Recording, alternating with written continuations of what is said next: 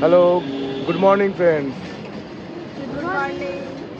আজকে 19শে ডিসেম্বর 2024 আর আমরা ইয়ার এন্ড ট্যুরে বেরিয়ে পড়েছি। আর এইবার আমাদের যাত্রা কুমায়ুন। তো আমরা এখন দাঁড়িয়ে আছি কলকাতার নেতাজি ইন্টারন্যাশনাল এয়ারপোর্টের ডোমেস্টিক টার্মিনালে। এখান থেকে আমাদের যাত্রা শুরু হবে।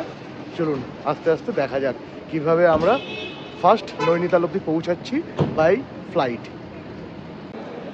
আচ্ছা, আমাদের সিকিউরিটি চেক হয়ে গেল।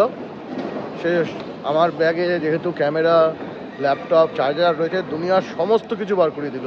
সে একটা চার্জারও ছাড়েনি আর কি। যাই হোক, এমনি কোনো অসুবিধা হয়নি, সিকিউরিটি চেক হয়ে গেছে। তো আমরা আজকে আপনাদেরকে এই ভিডিওটাতে যেটা দেখাবো, কলকাতা থেকে আমরা পান্তনগর অবধি কীভাবে পৌঁছাচ্ছি। বেসিক্যালি এখান থেকে আমরা ইন্ডিগোর ফ্লাইট ধরে 6:45 ধরে যাব নিউ দিল্লি। নিউ দিল্লি থেকে আমাদের কানেক্টিং ফ্লাইট আছে টু পান্তনগর। তো এখানকার মানে কলকাতা থেকে নিউ দিল্লি শিডিউল টাইম হলো 6:45। চলুন, আমাদের গেট নাম্বার দিয়েছে কত, 14 কলকাতাতে। তো আমরা এখন 14 টার্মিনালের দিকে এগোচ্ছি আস্তে আস্তে।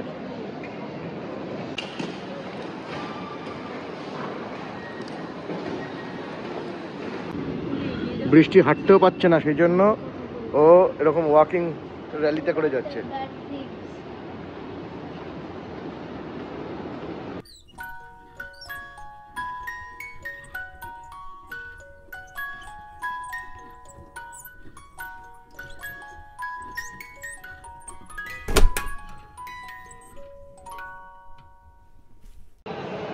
দেখুন, ভোরের আলো সবে ফুটছে, সেই সাথে কলকাতার আকাশটা কি সুন্দর লাগছে। আর কত ফ্লাইট দাঁড়িয়ে আছে। আমাদের বোর্ডিং স্টার্ট হয়ে গেছে এবং এদিকে ভোরের আলোও ফুটে গেছে আস্তে আস্তে। আকাশের রংটা কি সুন্দর লাগছে দেখুন। আর এই যে আমাদের ফ্লাইট দাঁড়িয়ে আছে ইন্ডিগো। আমাদের বোর্ডিং হয়ে গেছে, এবার আমরা আস্তে আস্তে ফ্লাইটের দিকে এগোচ্ছি। We are ready to board the flight and our tour begins here. এই হলো আমাদের এয়ারক্রাফট।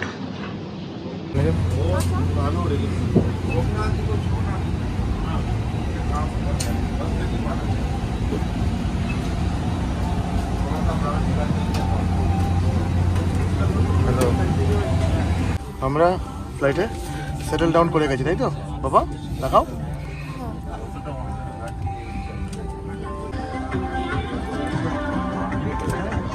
को सामने वाली सीट के नीचे रखें। कृपया अपनी सीट पर ফ্লাইট শিডিউল টাইমের 15 মিনিট আগেই ছেড়ে দিচ্ছে।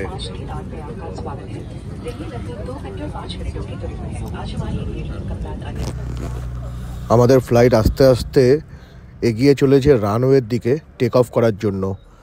আর তার সাথে দেখুন সূর্যটা কি সুন্দর লাগছে, একেবারে ভোরের আলোয় সানরাইজ। আর তার সাথে আমাদের ফ্লাইট রেডি হচ্ছে টেক অফের জন্য। এক অভূতপূর্ব দৃশ্য।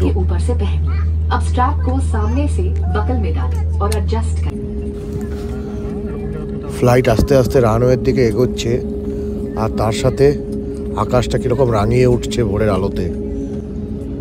দারুণ লাগছে জানলা দিয়ে তাকিয়ে থাকতে।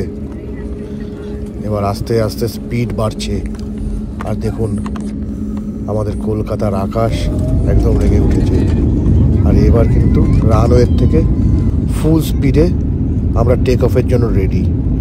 এইবার আস্তে আস্তে আমরা মাটি ছেড়ে ডানা মেলে আকাশের দিকে উঠলাম। এই দেখুন ফ্লাইট কিন্তু এইবার মাটি ছেড়ে আকাশের উপরে উঠে পড়েছে।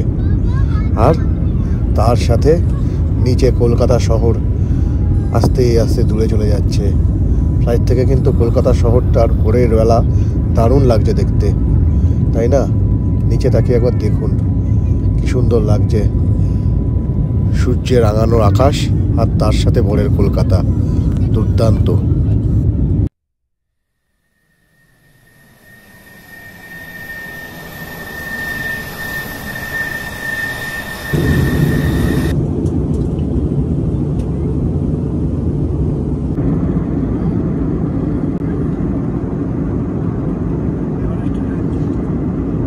আমাদের একটা দারুণ এক্সপিরিয়েন্স হচ্ছে। এবার এই আকাশ এত ক্লিয়ার রয়েছে, কলকাতা থেকে দিল্লি যাওয়ার পথে পুরো হিমালয় রেঞ্জটা দেখা যাচ্ছে, মানে কাঞ্চনজঙ্ঘা, মাউন্ট এভারেস্ট। আমি দেখানোর চেষ্টা করছি, দেখুন।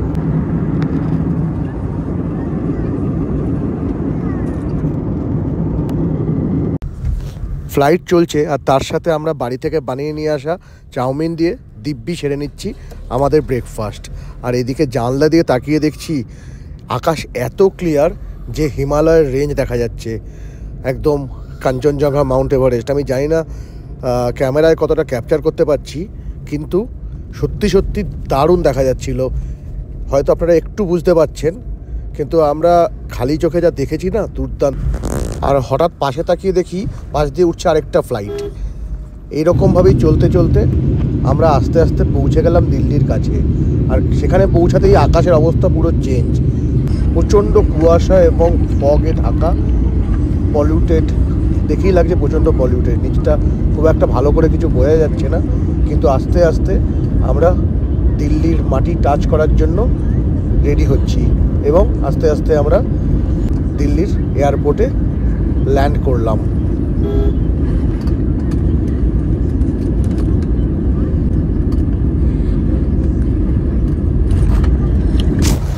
অবশেষে আমাদের ফ্লাইট দাঁড়ালো। আর দেখুন কিভাবে ফ্লাইট থেকে লাগেজগুলোকে বার করা হয়।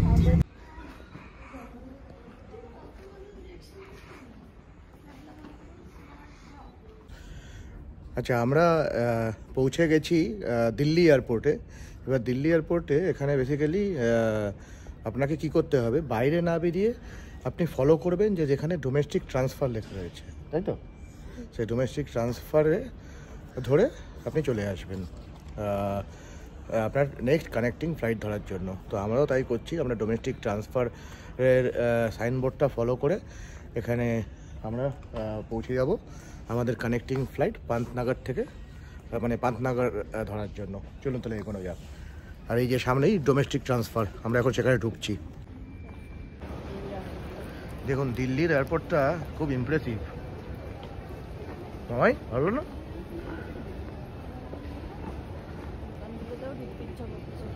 অল গেটস নয়, বলো। ক্রিসমাসের জন্য দেখো কি সুন্দর সাজিয়েছে এয়ারপোর্টটা, তাই না? ক্রিসমাস ট্রি দিয়ে। বৃষ্টির তো এখানে এসেই ভালো লেগে গেছে। এখানে দুটো হাতিও রাখা রয়েছে। Good morning, merry Christmas. হ্যাঁ, আর আমরা বেরিয়ে পড়েছি ক্রিসমাস ট্যুরে।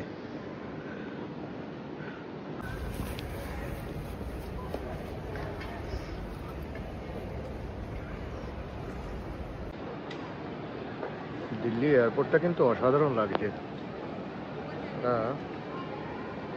ট্রুলি এ ক্যাপিটাল এয়ারপোর্ট, কি বলো? আর এখানে আমরা ট্যাকো বেল থেকে কিছু খাবার দাবার নিলাম, ওখানে থেকে বৃষ্টি সাবওয়ে থেকে কিছু খাবার দাবার নিল। ব্রেকফাস্টটা এখানে কমপ্লিট করে এবার আমরা আমাদের কানেক্টিং ফ্লাইট ধরার জন্য এগোবো।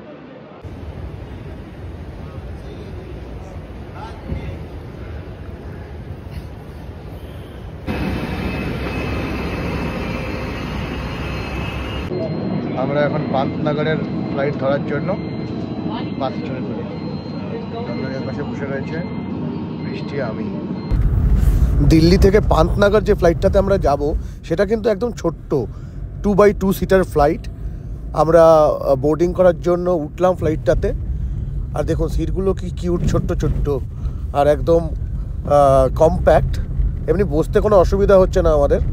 তো আমরা বসে পড়েছি এবং ফ্লাইটটাও টেক অফ করার জন্য। আর ফ্লাইটে দেখুন এরকম বড় বড় দুটো পাখার মতন লাগানো রয়েছে। এই ছোটো ফ্লাইটগুলোতে নর্মালি সেরকমই থাকে।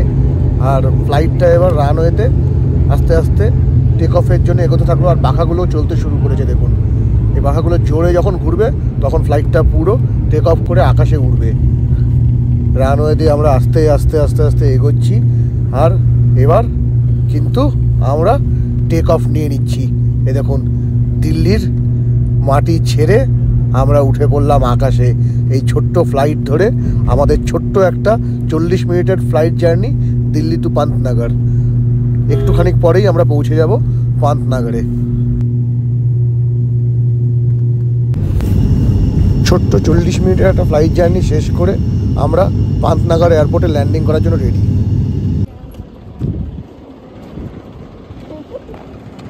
পান্তনগর এয়ারপোর্টটা একদম ছোট্ট এয়ারপোর্ট।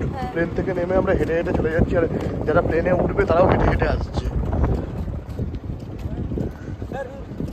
আর এখানে লাগেজগুলো কোনো বেল্টে আসে না, এরকম দিয়ে দেয় হাতে হাতে। আমরা চলে এলাম পান্তনগর, ছোট্ট একটা কিউট এয়ারপোর্ট। আর এইবার শুরু হচ্ছে আমাদের হুমায়ুন সিরিজ। পরের পর্বগুলোতে পরপর হুমায়ুনের একটা একটা করে পর্ব থাকবে, দেখতে থাকুন। আর আজকের গল্প এখানেই শেষ করছি, টাটা।